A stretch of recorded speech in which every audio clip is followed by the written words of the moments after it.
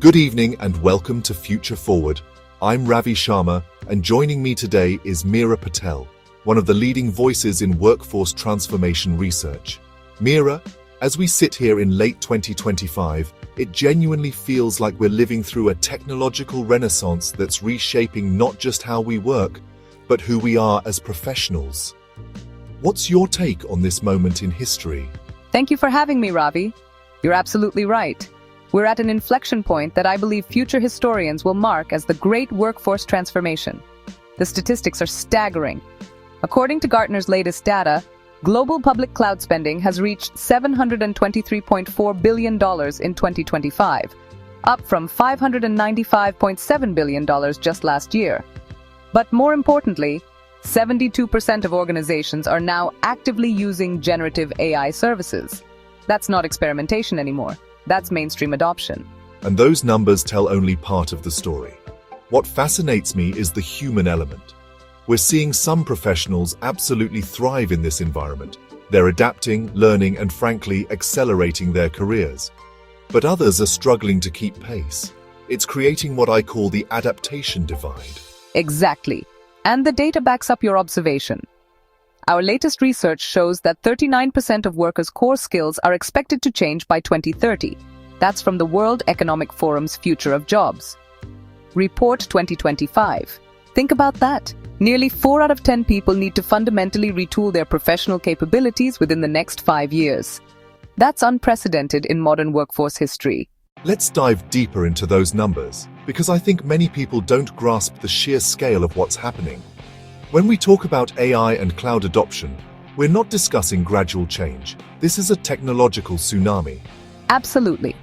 Let me put this in perspective with some global spending data. The United States is investing $470.9 billion in AI in 2025 alone. That's more than the GDP of many countries. China follows with $119.3 billion, the UK with $28.2 billion, and India with $11.1 billion. These aren't just numbers. They represent millions of jobs being transformed or created. And the business impact is equally dramatic. According to recent studies, organizations that have modernized their infrastructure for AI are seeing 30 to 40% faster decision cycles and 25% cost savings. But here's what's interesting. These benefits aren't automatic. They require a workforce that can adapt and leverage these tools.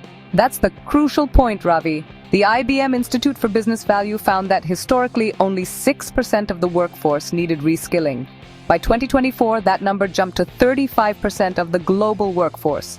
That's over 1 billion workers who need to develop new skills to remain relevant. 1 billion workers. Let that sink in for our viewers. That's not just a skills gap. That's a skills chasm. And it's not just about learning new software or tools.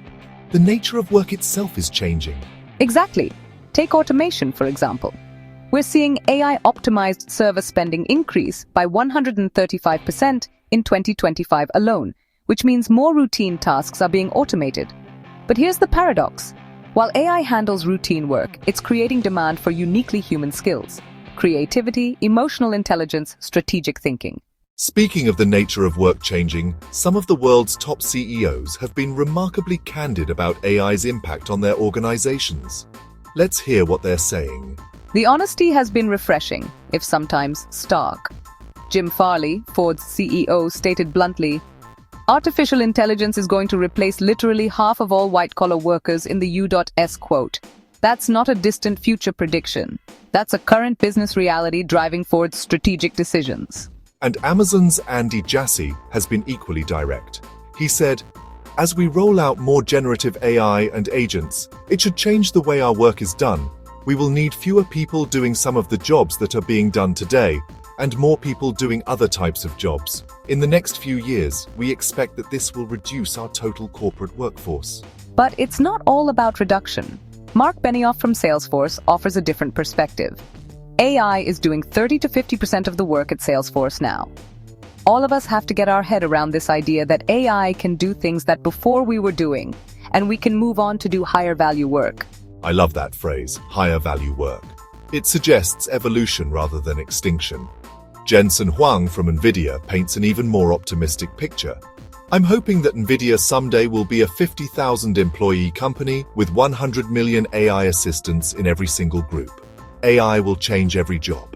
What's fascinating is how these leaders frame the transformation. Toby Lutke from Shopify put it perfectly. Using AI effectively is now a fundamental expectation of everyone at Shopify.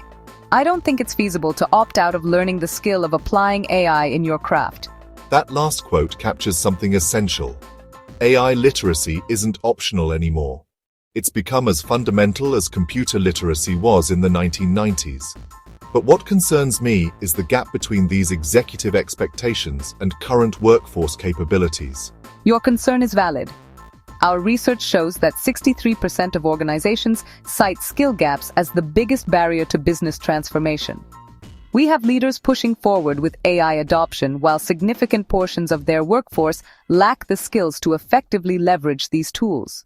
This brings us to what I call the productivity paradox. We're investing billions in AI and cloud technologies, but are we actually becoming more productive?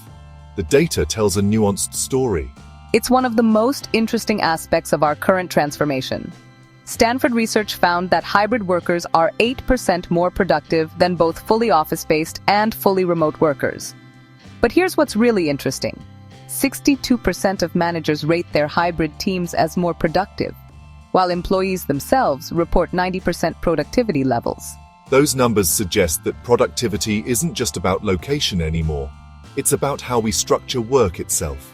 Microsoft's Work Trend Index showed that when hybrid teams have clear goals, good communication, and the right tools, they can match or exceed traditional office productivity. What's remarkable is the cooperation factor. Great Place to Work's analysis of 1.3 million employees found that those who feel they can count on colleagues to cooperate are 8.2 times more likely to give extra effort. And here's the kicker. 97% of Fortune 100 best companies support remote or hybrid work. So productivity isn't really about proximity. It's about collaboration quality and tool effectiveness. This aligns with what we're seeing in AI adoption. Organizations that combine human collaboration with AI tools are seeing the biggest productivity gains. Exactly. But there's a critical success factor: skill development. Companies that invest in continuous learning see much better returns on their technology investments. It's not enough to deploy AI tools. You need people who can use them strategically. Let's talk about skills because this is where the rubber meets the road. What types of skills are becoming most valuable in this AI-augmented world? This is fascinating, Ravi. While technical skills remain important, we're seeing an unexpected emphasis on what were traditionally called soft skills. Emotional intelligence, adaptability, and critical thinking are now considered as valuable as programming or data analysis. Why is that happening? You'd think in a more technical world, technical skills would dominate. It's counterintuitive, but logical. As AI handles more routine technical tasks, the value lies in what humans do uniquely well. McKinsey research shows that by 2030, as many as 375 million workers may need to reskill due to automation. The survivors will be those with skills that complement, rather than compete with, AI. Can you give us specific examples of these high-value skills? Absolutely. Critical thinking and problem-solving top the list. AI can process information, but humans excel at contextual decision-making. Emotional intelligence is crucial because customer experience and team dynamics remain fundamentally human. Adaptability and resilience are essential given the pace of change we're experiencing. And what about collaboration? With hybrid work becoming the norm, 83% of workers prefer hybrid arrangements according to recent data. How important are collaboration skills? Collaboration has become absolutely critical. In remote and hybrid environments, the ability to work effectively across digital platforms, build trust without face-to-face interaction, and maintain team cohesion is make or break. Deloitte found that companies prioritizing strong communication strategies experience 20 to 25% boosts in team productivity. What about the learning itself? How are people supposed to develop these skills while managing their current responsibilities? This is the practical challenge. Our research shows that successful skill development requires what we call the micro-learning approach, 30, 45 minutes of daily targeted learning rather than intensive training programs. The key is making it sustainable and immediately applicable. And organizations need to support this, right? It can't just be individual responsibility. Absolutely. Companies that provide structured learning pathways, mentorship programs, and clear skill development frameworks see 85% success rates in employee transitions compared to 35% for those who leave it to individual initiative. Let's get specific about industries. The impact isn't uniform across sectors, is it? Not at all. The Everest Group's analysis shows high potential impact in e-learning, electronics, high-tech, e-commerce, and software, where over 50% of the workforce could be exposed to AI transformation. Medium impact in banking, retail, healthcare, and life sciences affects 20 to 30% of workers. Lower impact in manufacturing, energy, and utilities affects under 20%. But even in lower impact industries, the changes are significant. Take manufacturing. Industry 4.0 technologies are transforming production lines, requiring workers to understand cyber-physical systems and IoT integration. Exactly. And in healthcare, while AI won't replace doctors, it's changing how diagnosis and treatment planning happen. Radiologists now work with AI to improve accuracy. Nurses use AI-powered monitoring systems, and administrators leverage AI for resource optimization. What about professional services? That's where many of our viewers likely work. Professional services is experiencing massive transformation. Legal professionals use AI for document review and contract analysis. Consultants leverage AI for data analysis and insight generation. Accountants use AI for auditing and financial analysis. The key is learning to work with AI rather than being replaced by AI. We've been discussing this largely from a Western perspective, but this is a global phenomenon. How are different regions approaching this transformation? The regional differences are striking. Our data shows that employees most open to using AI technology are in Latin America at 48%, Asia Pacific and Japan at 46%, Europe, Middle East, and Africa at 38%, and North America at 36%. That's surprising. North America is investing the most but showing the least openness. It likely reflects different cultural attitudes toward technology and job security. In emerging markets, AI is often seen as an opportunity for advancement. In developed markets, there's more concern about job displacement. How about India specifically? Given the country's strong technology sector, what are you seeing there? India presents a fascinating case study.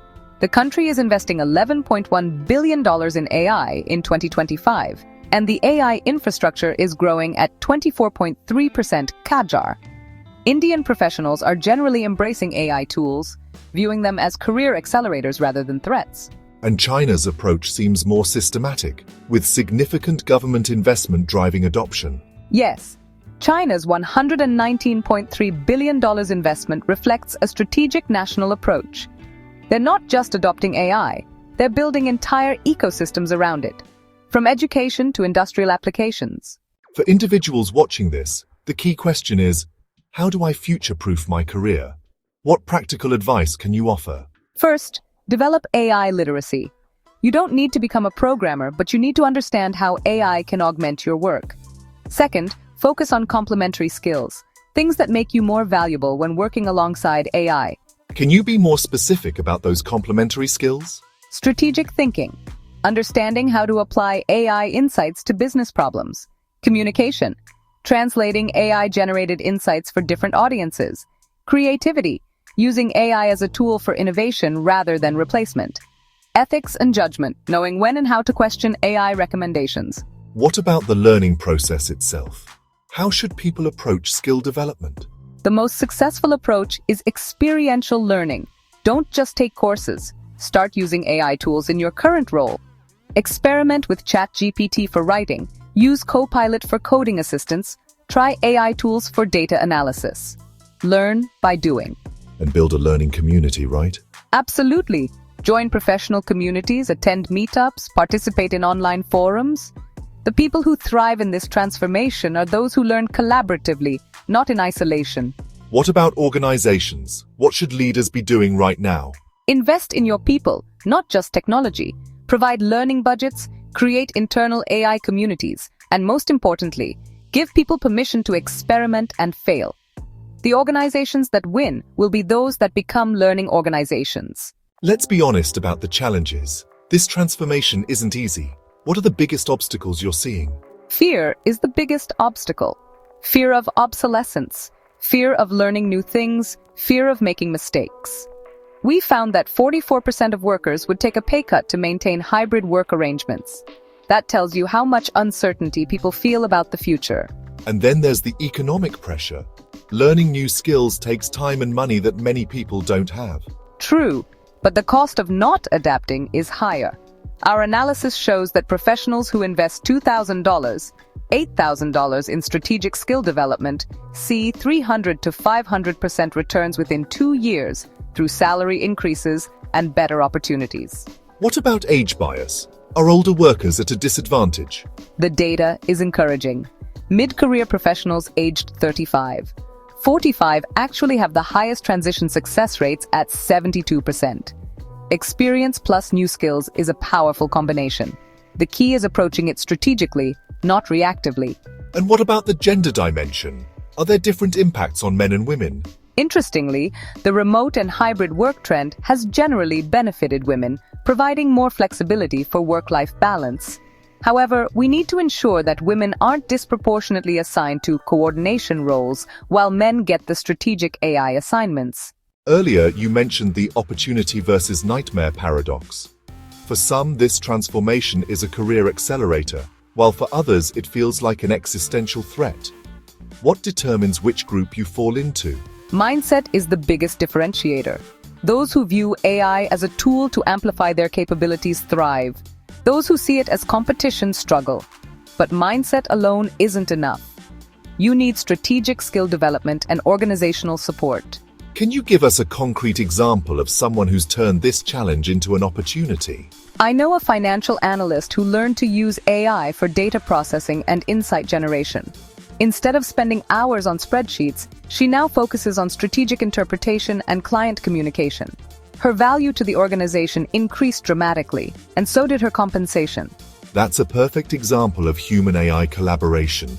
The analyst didn't become less valuable, she became more strategic. Exactly. And here's what's interesting. The most successful professionals aren't the ones with the strongest technical skills. They're the ones who understand how to combine their domain expertise with AI capabilities. What about entire industries?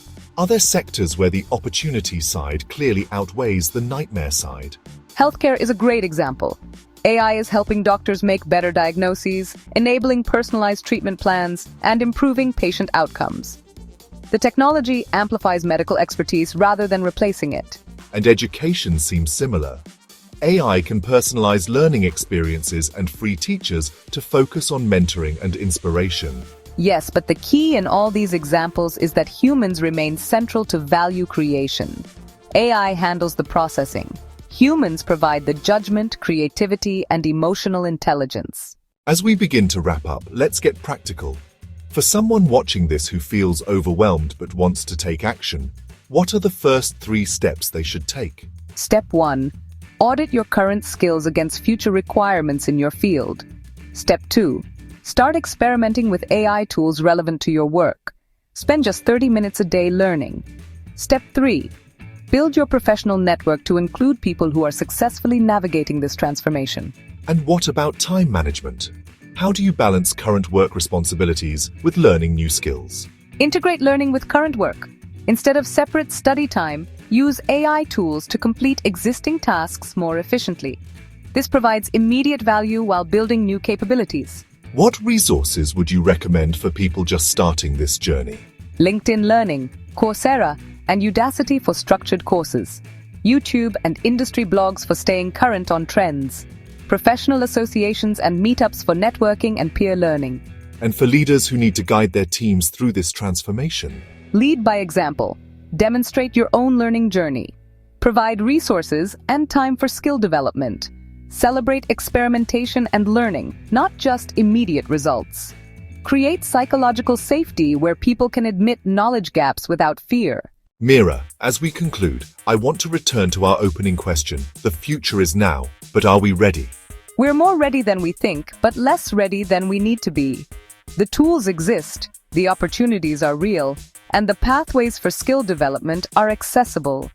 What we need is collective will to embrace this transformation rather than resist it. If you could leave our viewers with one key message, what would it be?